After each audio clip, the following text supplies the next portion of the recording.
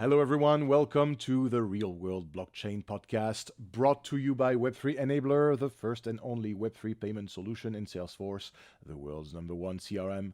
Just as a reminder, what we're going to talk about here is not an investment advice nor a life advice. So as always, guys, we encourage you to do your own research and please share what you have learned in the comments. Today, my partner in crime is Niles Lee Smith. He has joined Web3 Enabler to help lead marketing and business development. Our blockchain connoisseur, if you please. Hi, Niles. Nice to have you here. Hi, Gautier. I'm doing well. Happy to be here. How are you? I'm great, thanks.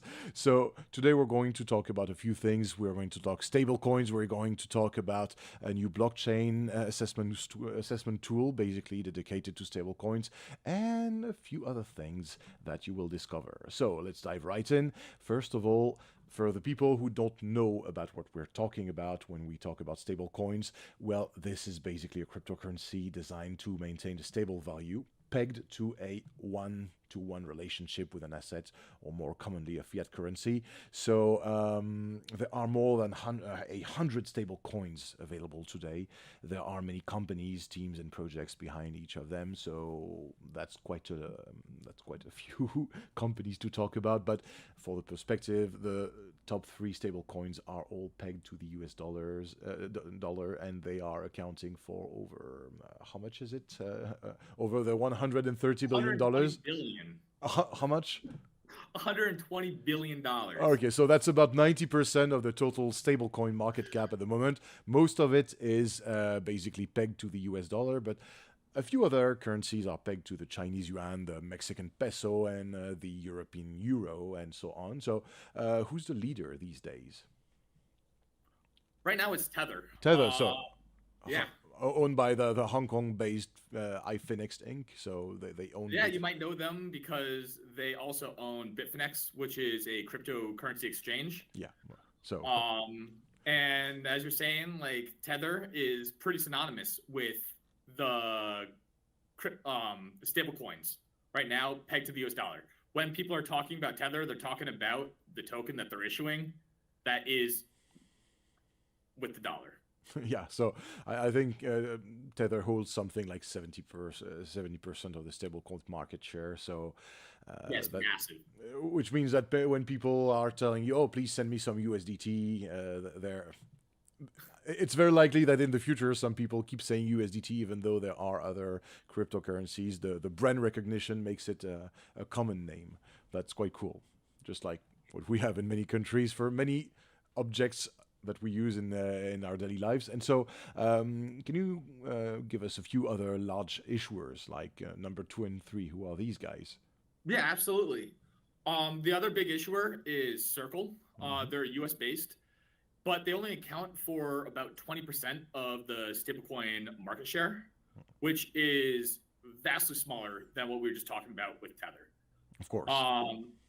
And they only issue US dollar and euro pegged stablecoins compared to Tether, which also issues, as you were mentioning, like the yuan, the Mexican peso, the euro, and even something that's backed or pegged to the ounce of gold.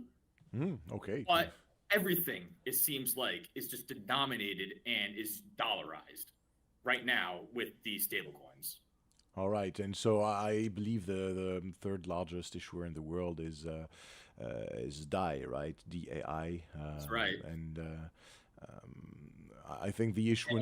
What's the difference with them? They have a special. They have a special technical difference that makes them a bit different in nature. Can you explain that to us, please?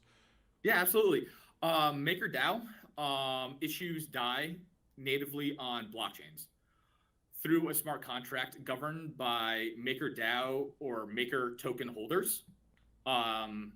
And what makes them different is that these assets that are backing their stablecoin DAI are blockchain native tokens, such as Ether. And what's interesting about them is that they are the first decentralized organization to issue a stablecoin that is able to actually represent a US dollar on chain without a corporation or a company behind them that is then holding off-chain assets such as treasuries. So that's quite a prowess indeed, especially when you see that this DAO is basically competing, this decentralized autonomous organization is competing with two heavy hitters held by Absolutely. huge companies. And so for the people who are listening to us and who are not familiar with stable coins, there are basically two types of stable coins, the centralized ones and the algorithmic ones.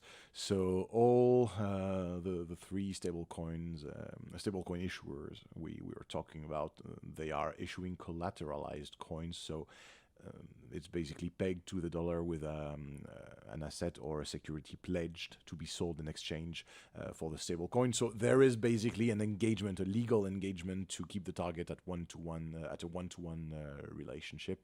And some of the people are looking for the holy grail, an algorithmic stablecoin, basically to keep the target peg using a programmatic algorithm. This is the holy grail of stablecoin, if you please, but there are many projects attempting to bring this goal or this idea to fruition, but at the moment it's not that great in terms of technology. And okay, Niles, please give our listeners some pain. Which give us one example. Remember Terra Luna. Okay, Terra Luna. Okay. And TUSD. Okay, so Terra Luna. Last year, that was pretty painful. How much? How much did they evaporate? I believe it was over $150 billion. Was completely wiped out last year. 3 days. When the algorithm failed. Well, actually, it's funny because the algorithm worked exactly how it's supposed to work. It just so happens that all the value just went down the drain and was known as a death spiral, where the collateralization of the Luna token lost value, depegged TUSD, and then all of a sudden, everything is worthless. You know, I read that it evaporated in 3 days, but I think out of pain, out of spite, I basically became amnesiac, oblivious to it. But yes, basically every time you want to talk about algorithmic stablecoin, this topic will bring a bit of pain in the hearts of the poor crypto investors who invested in Terra Luna or other things, and quite a lot of pain also in the head of the professionals of the blockchain sector who are trying to convince other businesses. Absolutely. Yeah, the collapse of Terra Luna brought down some really big players. And I would just like to actually correct myself, where it was actually the depegging of TUSD that then brought down the downfall of Terra as a whole. And right now we're actually looking at Do Kwon right now in prison. Yes, of course. If you please, in Montenegro, and looking to be extradited to the US, and we'll see how that plays out. Yeah, and that's basically a heavy hit for the sector. So it's a good thing that we're taking care of the bad actors, and a good thing that we're taking care of the crooks. The question is the industry recovering for that? At the moment, it seems to be recovering, but every time there's a crook and there's one of these scandals, it's not good for the industry. It's basically not great to attract other businesses who want solid use cases and solid solutions. So I think it's quite a good thing if the guy goes to jail. Yeah, absolutely. It's like these big names, these catastrophic events really pull away from the technological solutions that we're bringing into different industries.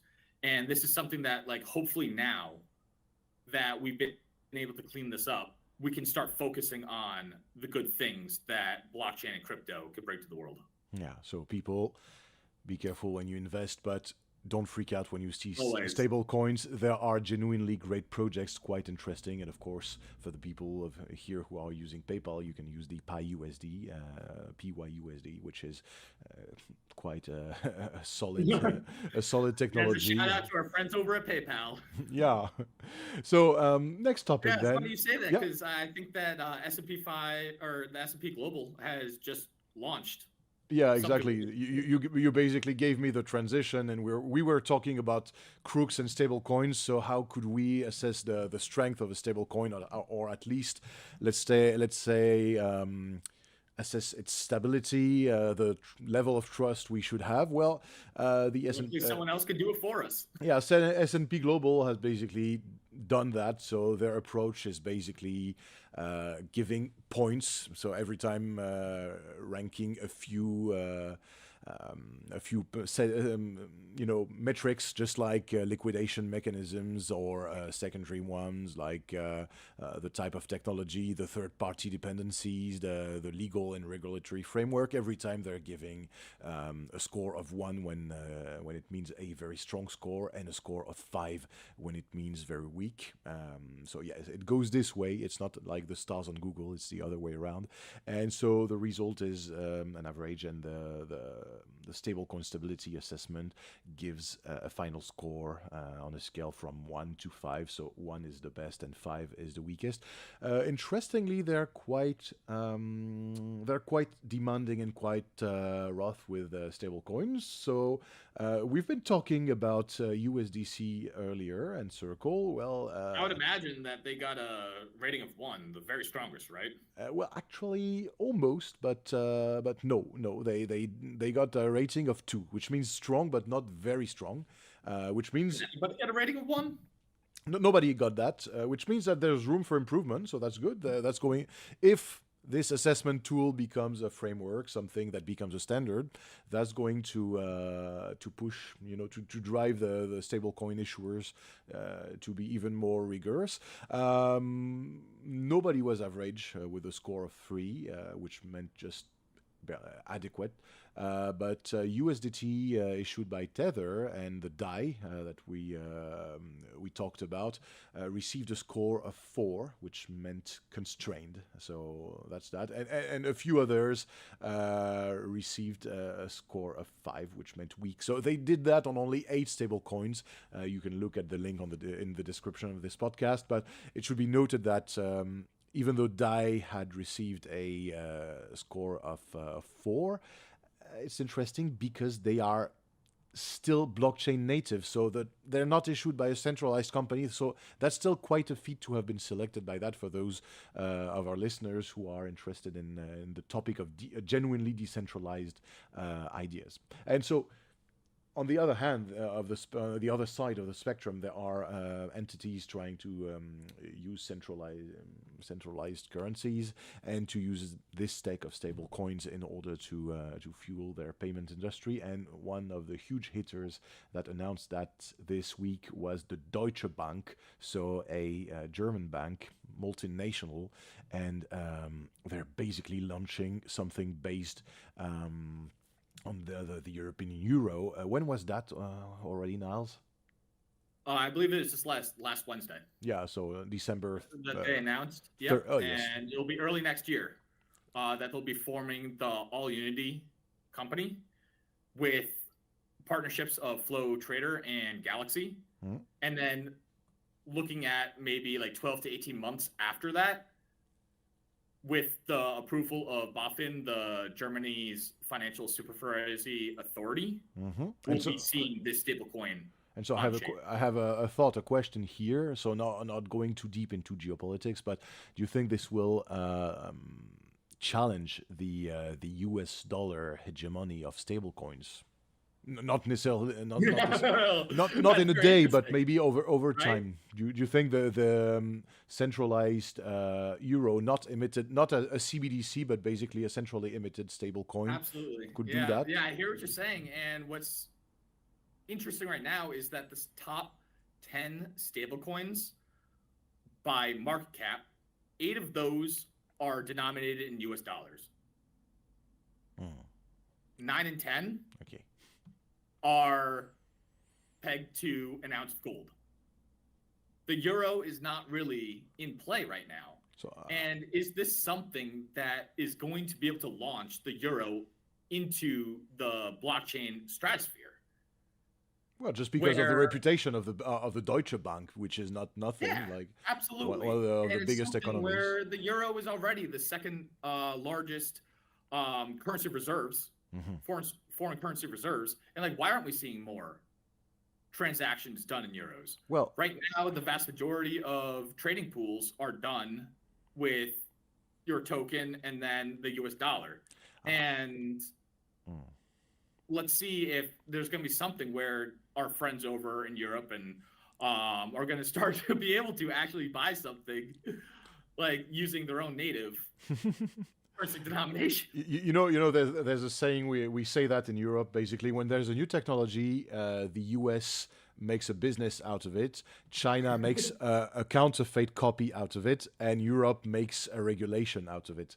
And I think that's quite the case here. Perhaps not with China, but at least it's quite true for Europe. The regulatory framework of the currency, of the cryptocurrencies, is always a bit late compared to what's happening in Northern America, and consequence of that, the largest issuer of the euro-dominated stablecoins is Stasis, and they have the EURS token, and they're accounting for a bit more than $130 million, which means a thousandth of the whole market. So that's not that huge, but that's interesting because that means that there's competition, and that means that huge banks in Europe are taking care of that, and basically every state in Europe has basically the GDP of the equivalent, the same order of magnitude of as the GDP of a US state. So if the whole European Union is trying to have its own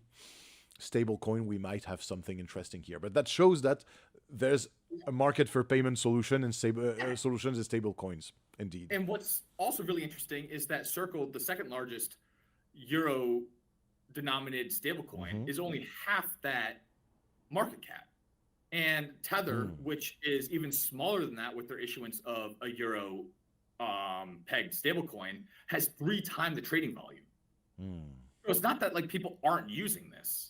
Okay, so it's just a matter of like who is choosing to use which companies issued stablecoin. And it's interesting that as you mentioned, like Stellaris, like they're not a big player right now as far as the market cap with like their own issuances, but they're dominating the euros, but the actual trading is done through Tether.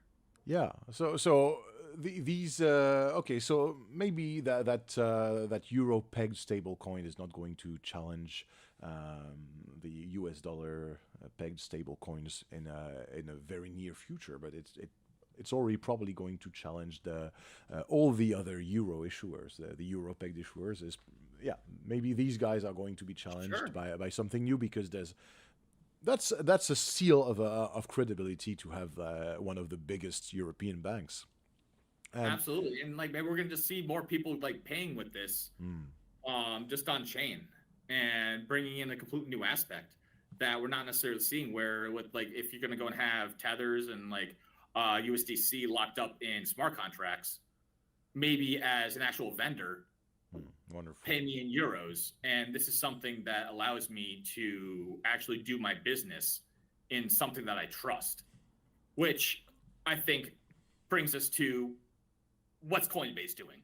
The good thing is Coinbase is basically bringing its firepower to small payments, large. They're basically trying to take on large international wire companies, and the small payment apps like Western Unions, or the little apps that we have to share the bill and split it after eating in a restaurant. I've even seen that, and if you guys look at our mutual knowledge podcast, Samuel Davidova, representative of Liberland in Georgia, was basically telling us that many grandmothers are using payment apps to pay for their coffee in Georgia in Bitcoin. So that's cool. That means that if your grandma is using it, it means that it's already becoming mainstream. And it's interesting because Coinbase, they have that wallet, which is already available in 170 countries or something, like 20 languages. And now they're basically using a way to to send money much more easily, and I think they can send money in any platform that they can share link with. So that means WhatsApp and Telegram and so on. And what do you think about that yourself? I love it myself. That's something that I find quite exciting. Yeah, absolutely. I mean, like as you were saying, that's something that I've used those apps myself. What I find really interesting is now it's going to be able to do cross-border, as you mentioned, of 170 countries. And that's massive. And there's going to be different ways through whether or not you're going to be doing payments on Base, which is the Coinbase rollup built on the Optimism stack. They've included Polygon, Arbitrum, and Avalanche. Wow. With zero fees.